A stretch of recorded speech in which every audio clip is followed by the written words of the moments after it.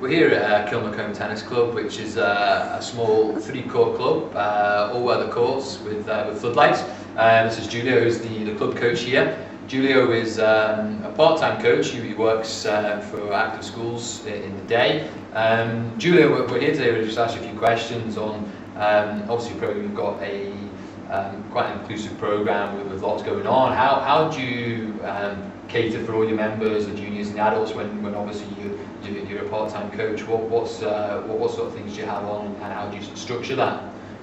Well, I suppose the main concern is the time, to try and fit everything into a smaller sort of time frame because of our work commitments. So really, the first step was to sit down with the committee and prioritise what the growth areas would be and what we're trying to put on. So my view was to try and do things simple but make sure we achieve everything. So to put in a basic programme that covers red, orange and green, 2 classes a week, 1 after school and 1 on a Saturday morning, and then grow a little bit of team tennis and have holiday camps. So therefore, with sort of a small programme, we're catering for everyone but making it quite simple. The club know up front what is possible and the limitations, but by forward planning, the committee behind me, it means that we're able to deliver something for everyone.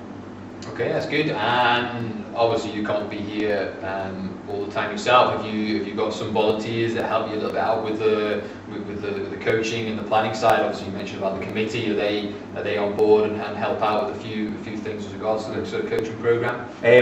With the programme, the volunteers that we have, we've got a link with the local secondary school, St Columbus. So we have a couple of Duke of Edinburgh students, which, although that doesn't allow them to take classes on their own, that they're very good at coming in and helping out as part. So it means that we can take slightly more kids to mean that the classes are a little bit bigger, but the ratios are still exactly where we want to be. And also we had 3 level 1s last year alongside myself. However, being a sort of commuter village, they've all went up north, up to university. So there is a little bit where you do get volunteers in, it's a little bit short term, so I use them to supplement rather than running something else which then falls apart. So if we can get more kids in and I'm the main focus, then we can grow that way and have more capacity rather than trying to put on other things that are determined by volunteers who then go away or they've got other commitments. So it means that we keep it simple but we have the capacity to grow within the sessions. Mm-hmm. Okay. So you obviously talk about sort of growing the coaching program. Obviously you couldn't all be an active school coordinator, which is I suppose an advantage because you know about the schools and things like that. What sort of links do you have with primary schools, and do you see that as an important aspect as regards to sort of the junior coaching program? I suppose the links, obviously being an active schools coordinator within Inverclyde, it has been a beneficial. The links we have is there's one local primary school within the area, so we have a 4-week curricular block, a 4-week after school block, and then a festival at the club that then links into the coaching programme. So the curricular and after school are both initially held at the school, but the links there, the school are great. They've sent one teacher on primary teacher course, so they now have resources, or they're waiting for resources at the moment, and then so they can roll out a wee bit more tests in the schools, attend, and then the kids can come down here. And that's one area where the committee are very proactive on, realising that although the kids come down for coaching, they want the kids or want the juniors to be active within the club. So now the membership is all geared around families. So under 10s can come down and play, and the parents don't need to join. They can come down on court and play with the juniors. So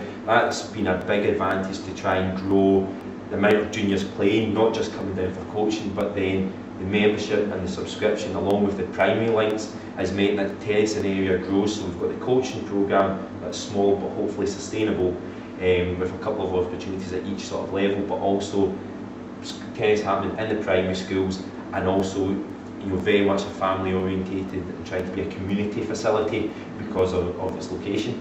That's good. And just one last point on the school links as regards to club school links.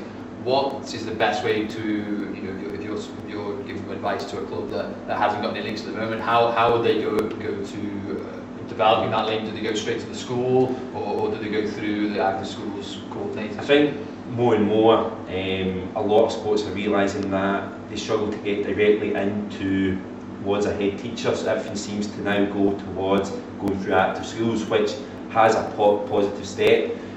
So I would say to anyone to contact the local active schools coordinator or manager, and they're very much in the way of trying to grow a programme to see, to support the schools and developing volunteers and coaches or training up teachers in the schools, but also providing the link to the clubs. So although that, for instance, Kilmacolm, we can't provide everything, but where active schools are being able to step in is to support primary school tennis, after school tennis, and even secondary tennis in other schools, and then that provides the link for the juniors to come down to the clubs and fit into the coaching programme, which can alleviate some of the stress by saying, how can you cater for a school programme where you've got another job, whereas if you can work with active schools or local development body to help to promote that, then the local clubs can see the benefits with, and active schools generally all ask for a development or a structured coaching plan, but with that it allows the pathways for the kids to feed into. So I would always say that's good. Try to go. So you can always get them working yeah, and that alleviates some of the pressure.